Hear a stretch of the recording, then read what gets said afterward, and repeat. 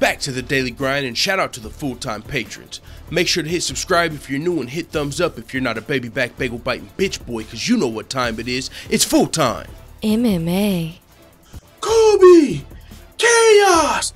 Covington! Letting his nuts hang. The fight is official. UFC 224 interim welterweight title fight between Colby Chaos Covington and Rafael dos Anjos is set in stone. Now, there's been reported, we kind of knew it was happening. Now the UFC has announced it.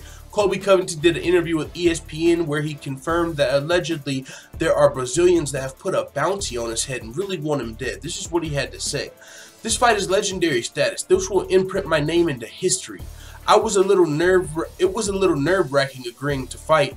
I know people who want me dead there. I've received a lot of death threats, and I've been told someone's offering a bounty on my head to murder me before I make it to the octagon. Now you might be thinking, what the hell did Colby Covington do to the Brazilians to deserve death threats just for getting a fight with Rafael dos Anjos if you've been living under a rock? Well, Colby Covington is the guy that his last fight was against Damian Maia, another Brazilian legend. Before the fight, he was talking about he's Chael Sonnen 2.0. He's saying a lot of disrespectful shit that's borderline fucking racist, but he's trolling. So some people actually believe he's racist. Some people believe he's actually really a fucking scumbag because that's what he's acting like. He might be. Shit, I don't know. I haven't met the Colby Covington that fucking kisses babies and shakes hands and opens doors. He might be a piece of shit, but it really seems like a WWE Chael Sonnen type act, and I understand what he's doing. He's grabbing attention.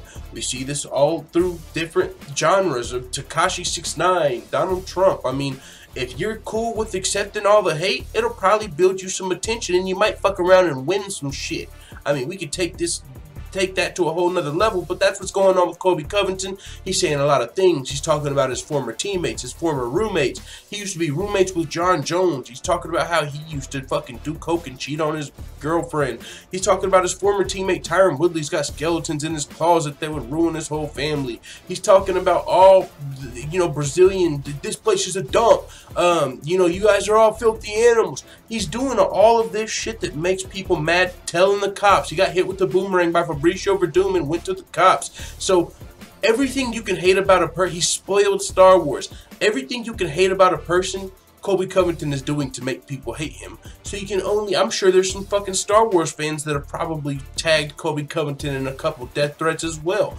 Of course, people hate this guy, and when people hate you, some of them will probably go overboard and give you a death threat, especially when you're talking about these Brazilians who feel like you've disrespected their whole country on top of some of their people that they look at as big stars. Now, with that being said, if Colby Covington was walking down the streets of Brazil before the fight, he probably wouldn't make it out alive. But I would assume and I would hope that the UFC is going to fly Colby Covington out like a motherfucking president on Dana White's private plane and have that motherfucker walking with El Presidente himself and a bunch of bodyguards to a very high-class hotel in a very rich side of the neighborhood or the rich side of Brazil, to where he ain't got to worry about none of the buffoonery and coonery that comes with being a marked man. Now that's hopefully he's in the highest level of a suite, and they're gonna have to do some presidential type shit to protect this guy. That's a fact. With that being said, it is what it is. I've said enough. Allegedly, the Brazilians have put a bounty on Colby Covington's head and want him dead before UFC 224. Even Bigfoot Silva came out and said, you know what? Actually, Bigfoot Silva came out and eased up. He helped Colby Covington out. He said, yo, we're gonna let RDA whoop his ass in the cage, and then we'll get him after. That's really letting him breathe, because if the Brazilian fans see Bigfoot's tweet, they're like, all right, we'll get him after. But really, motherfuckers might be on Colby Covington's heads before the fight. During the fight, they might be throwing shit, and after the fight, they want his ass too.